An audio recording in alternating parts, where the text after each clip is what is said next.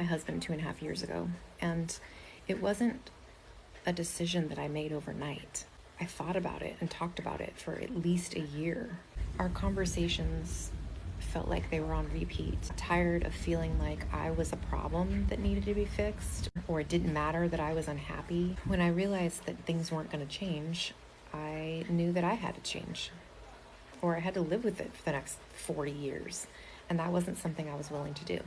So I packed my bag and I moved out.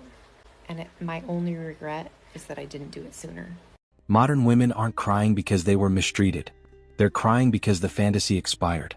Another day passes, and another day there is another woman on social media embarrassing their significant other or husband. Let's talk about it. Everybody's seen the viral video of the woman who is in her car crying because she has the perfect husband, but she is not wanting to be considerate to him and doesn't want to think about him and wants to just live her own life. So let me say this first.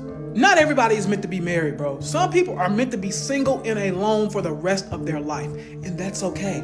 There's nothing wrong with that. It does not make you a bad human being. It just doesn't. You feel me? Some people are not meant for marriage. It is very hard. And I tell y'all this all the time. Your partner has to be crazy about you for it to work. They have to. They can't be halfway in, halfway out. They can't be, oh, I'm not sure. They got to be all in, man. That's the only way marriage works. Now, secondly, what I think I'm the most disappointed about, it's not even her. What she did, extremely loser-like. Gonna be honest, because you knew before you walked down that aisle, you probably weren't fit to be married. So she's a loser. Let's get that. We need to start calling women losers more. She's a loser. I don't think she's a bad person, but she's 100% a loser. Secondly, the comment section is wild. Like, bro, it's literally women in that comment section, like cheering her on, like, oh yeah. I hate being considerate. I hate caring for people. Like, I try not to get into the gender wars where people are like, oh, women are bad people and men are bad people. I think everybody has good in them. I think everybody has bad in them. I think there's some great women out here. I think there's some terrible women out here. I think there's some terrible men out here. I think there's some good men out here. I don't get into those gender wars. But what was really shocking was seeing that comment section and like 90% of the women being like, yeah, I hate companionship.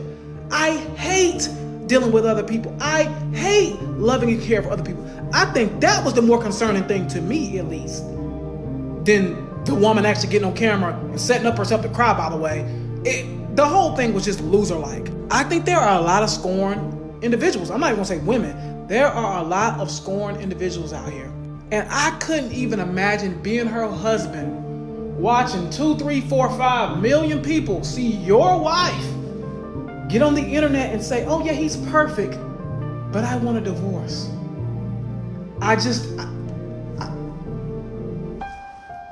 It's like every day we see a new woman get on the internet and embarrass herself. I don't get it.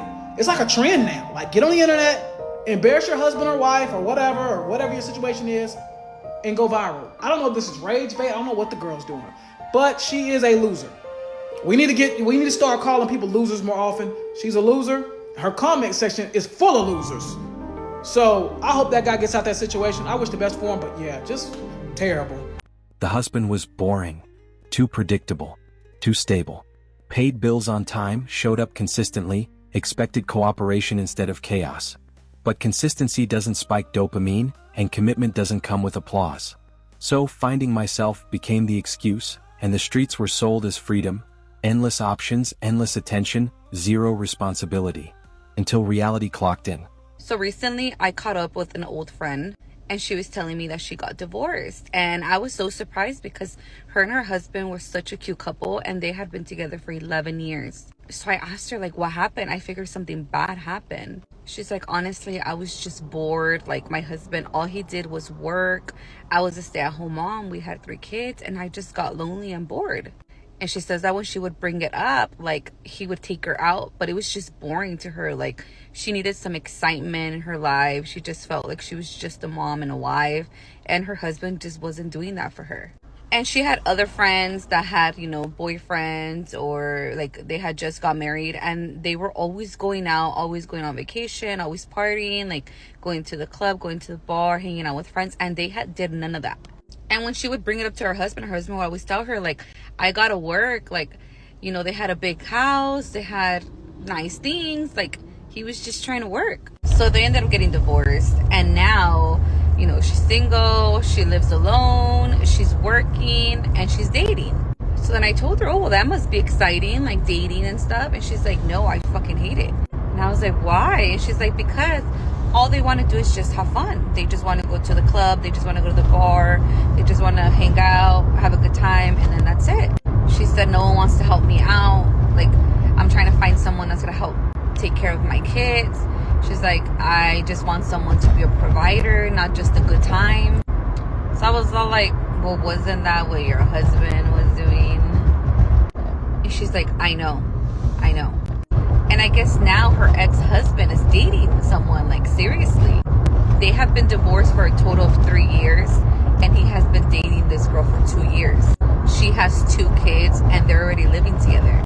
She says that he's fully taking care of her, like, the girl doesn't work, she does that. Because the streets don't protect you. They don't plan futures.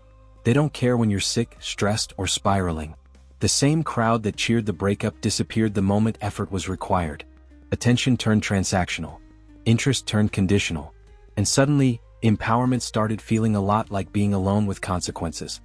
Just because you break up with him, just because you wanted the divorce, doesn't mean that you're not going to be sad. You're going to be devastated. I left my husband after a 22-year marriage, 25-year relationship with him. I cried for months and months and months. I couldn't stop crying. I'd go to a grocery store and I would cry. I'd go to Starbucks and I would cry. It's a death of a life that you knew, and it deserves the honor of mourning it. And that's truly how you recover and you're able to move forward. So it's okay to be sad, and it's okay to cry, even if it was your decision to leave him. Now the tears come with a new script: healing, growth, self-love. But what's really happening is the realization that the man she left wasn't holding her back. He was holding everything together. The structure she mocked was the safety net she didn't know she needed. And by the time that truth lands, the man has moved on, upgraded his peace, and locked the door behind him. But that's not because divorce is dandy. It's not dandy, okay? That's because we live in a victim culture and people don't word it in that way. They say, oh, we hit a hard patch and my life has been so hard because I've been through 4 divorces. They don't say, I shouldn't have divorced 4 husbands. They say, I went through 4 of the divorces and it was just circumstances and they were just all awful guys. Well, I'm sorry, stop marrying awful guys. That sounds like a you problem. Sounds like a you problem. Not to mention that what you're advocating for is strings of broken relationships. People always. I've never heard anybody not regret having strings of broken relationships. They just don't blame themselves for it. This isn't about misogyny. It's about math. Trade stability for chaos and call it freedom. Don't be shocked when freedom sends no flowers, pays no bills, and offers no loyalty. If you leave a man that's good, you're going to suffer or sufrir. I understand that because I'm Cuban, so I know you meant suffer. If you leave a good man, you're going to suffer because you're miserable with your choice and you're going to be crying, where are all the good guys? Listen, this is what keeps women so afraid of moving on to something better. Women have been systematically told that they should just settle for a good man, an okay man, and if they leave, they're not going to find anything better. I'm not advocating jumping ship if someone's treating you amazing, but what this man was responding to is a video that I have on leaving a good man. And what I was trying to say in that video is that some people's definition of a good man is not your definition of a good man. Some people think that a good man is just somebody who works and comes home and is there with the family and you give him a beer and he sits there. Like, some people want that. Some people want a really epic, amazing relationship with a conscious individual, and we're driven together and we're creating amazingness together. So the point of my video was, if you're in a relationship where, you know, it's a good man, so to speak, but it's not really meeting your true core emotional needs, or maybe the vision that you have for life, stop and think about it for a second. So if you do that, you're going to have people like this lovely gentleman over here trying to scare you. Like, why are we trying to scare women into scarcity that there's no one else? And if they leave, they're going to be crying, where are all the good guys? It's simply not true. You know what's true about love? It comes in levels. What that means is you really do attract people based on what you believe you can have, what you feel worthy to have, what's normal to have, what you ask for. All of those things come into play. So don't let people scare you out of your truth. Don't jump out of a relationship that's great without considering, am I sabotaging, right?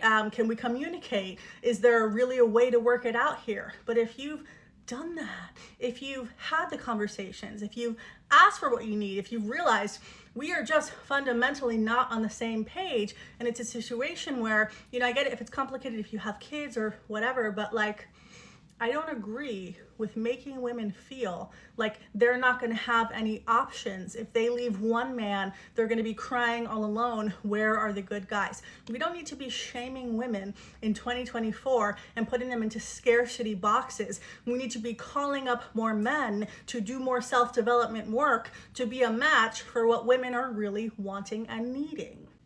And I am not anti-men in any way, shape, or form. You can watch all my videos to see I literally am always like, let's talk with compassion with men and let's be amazing on our side of the street. Like, I am the person that says you can have great love, but it starts with you being amazing on your side of the street. And it starts with, most of my clients are women, taking responsibility for your side of the street. So I am not anti-men. I'm very much loving men. But when men make comments like this to make women feel like scarcity mode and there's no options, it's just so not the vibe. We need men to rise up in how they show up in relationships. Yes, women need to rise up too. We should all be going for better relationships, not settling due to fear that there's not going to be anything else if we leave a situation that we're not really fully happy in. What really hurts isn't the breakup, it's the contrast. Before, there was routine, protection, and someone invested in the outcome. After, endless choice with zero commitment. Freedom sounded glamorous until it meant making every decision alone, carrying every consequence alone, and realizing that attention from strangers isn't the same as being valued by one man who actually stayed. You're gonna hate me for this, but I regret leaving my ex-husband at the time that I did. I could have waited for longer. Like, I had already been numb for 3 years. I didn't feel anything. I did not care. I stayed because I didn't think that life could really get any better, and I didn't really care what happened to me, and I knew I couldn't really do it alone, like for a multitude of reasons, but because my child is very difficult. We had nobody in Colorado, completely isolated, and even now that I'm back in Oregon, I still have nobody. I don't have family. I'm completely alone. I stopped working full-time over 3 years ago. My health was deplorable. Like, I literally could not do things like lift my child by myself. How was I going to be a single mother? I relied on the military health insurance and his paycheck, and for about a year, we got a babysitter once, twice a week so that I could go substitute as a break from my kid, but I stayed home so that we didn't have to pay daycare costs. And then he stopped going to work, stopped going to the military, so have not had to have daycare costs. We had a house that I loved, we had to sell it. It was like $18,000 that we had to bring to closing because the market is so bad. Not only was there the financial security, but I also had someone to tag team the kid when I needed a break. And now he's like legitimately the only person that I can rely on to help me with the kid. And he gets him for like 4 to 6 school days a month, and those are the only days that I can work. Next year when he's finally in kindergarten, I can go back to work full time, but the only school that he could take the bus to is the school that he went to preschool to for a month, and he did not succeed there because they only speak in Spanish. I really want him to go to a charter school because I think it would be better for him, and there's only a few locally that would work, but I would have to drive him to and from and pay for before and after school care, which depending on the school would be $500, $600, $700 a month. I paid $200 in electricity the last couple months for my 800 square foot apartment that I keep at like 66 degrees. Teaching salaries in Oregon are a little bit higher, about $70,000 for me before taxes, which are a hell of a lot, and the cost of living is so much. I want to know what the cost of healthcare is going to be because they raised the rates, and I'm ill, so I guess I'll just die? I've been trying to convince my ex, who is medically retired and makes VA disability every month and is in an RV, currently staying about an hour away from me, that he should move closer to me so that we can work out a better schedule so that I have more chance to work, and next year he could maybe pick the kid up from school every day so we wouldn't have to pay for childcare costs, but he doesn't want to do that. But don't forget that he keeps saying that he wants more time with our child and that he supports me and wants to be there for me in any way he can. And on top of all of this now, the state of America. Like, don't get me wrong, the weight of being in a terrible marriage being gone is fantastic, and being able to date women, even better, but I didn't have to sleep with them anyways. I just feel like, as a pros and cons girl, the pros, not as great as the cons for the next couple years. The irony is brutal. The very traits she resented, discipline, boundaries, expectations, were the things keeping her life stable. Once those were gone, chaos didn't feel empowering anymore. It felt exhausting. The streets don't care about your feelings, don't wait for your growth, and definitely don't reward loyalty. They just rotate to the next option. I don't know who else needs to hear this today, but leaving a marriage doesn't require your husband to be a villain. So many women come to me and say, he's not a bad guy, he loves me, but I'm miserable. And then they immediately follow it with guilt. Because if he's good, then they feel like they must be the problem. Here's the truth. You can leave a good man who's a bad fit. Misalignment is enough. Loneliness inside of a marriage is enough. Carrying the emotional load alone is enough. And feeling frustrated and resentful and exhausted doesn't mean you're ungrateful. It means you've been over-functioning for a long time. A lot of women stay because they don't want to hurt him. And they're scared of the unknown. They've been together forever and they just can't picture what life would look like on the other side. But staying out of guilt slowly turns into self-abandonment. And staying out of fear just delays the inevitable pain. Yours. So if you're in this place, here's a few things you could do right now. First, separate guilt from truth. Because guilt just means you care. It doesn't mean you're wrong. And then second, stop asking, is he bad enough for me to want to leave? And start asking, is this the life I want to keep living? And third, get informed, not panicked. Talk to a divorce coach. Talk to a finance professional. Ask a divorce attorney the real questions. Preparation breeds confidence. And give yourself permission to choose alignment over obligation. You're not the bad guy for outgrowing a relationship. You're a human, and you're allowed to want peace and partnership and happiness. And here's the quiet part no one wants to say out loud. Regret doesn't always look like wanting him back. Sometimes it looks like realizing no one else is even trying. The silence hits harder than the arguments ever did. No one checking in. No one building. Just vibes with an expiration date. I regret leaving my ex for my husband. I have been married for 3.5 years. What? And our relationship is crumbling. And it's... I really regret leaving my ex. He was so good to me. He was an amazing guy, and he would have done literally anything for me. I was stupid, young, dumb, broke, and I broke up with him because I wanted to drink and he didn't want me to. We were together for 5 years. And me and my husband can't even speak to each other without arguing. It's literally like a ticking time bomb. And the thing that really gets me is that my ex would have done literally anything. Like, I know from the bottom of my heart, he would have done anything and everything to keep me and to keep me happy. And my husband just doesn't care. Like, my ex never lied to me, not even once. And my husband is a chronic liar. And I honestly just feel like this is payback and this is my karma for breaking his heart. But at the same time, it's just like, ugh, like, what do I do? So the tears aren't about love lost. They're about security traded for novelty. And novelty always wears off. Do women regret leaving men? Absolutely. But not all women. These are the women who regret it. And usually it's the women who have gone off and had affairs, because that is the wrong way to deal with the problems. If your husband is ignoring you, if your husband is constantly fighting with you, whatever the reason, turning to seek solace with someone else doesn't actually solve the problem. And then what women typically tend to do, because they're far more emotional than men, when they start an affair, the dopamine kicks in and they imagine they're in love with this new man and they just want to be with him. So then they make the huge mistake. They don't properly think it through. Logic flies out the window. They decide they're going to leave their husband, and in their head they're moving on with the new man. But neither man is interested in that new scenario. So the husband may try to convince her to stay at first. She will then leave, anticipating that the new man is there waiting for her. And frequently he's not. He disappears. I've seen people where the day the woman left, the lover left, and the shock. So then there's a double whammy, because the wife is left thinking, what do I do now? And she doesn't even know what she wants. So that takes time to settle down. By the time she's processed her emotions and realised what a huge mistake she's made, her husband's not ready to forgive her. Plus, in that scenario, they haven't actually focused and dealt with the issues in the relationship which caused it to break down in the first place. So, yes, women do regret leaving their husbands, but it's usually the ones who are shopping for something better.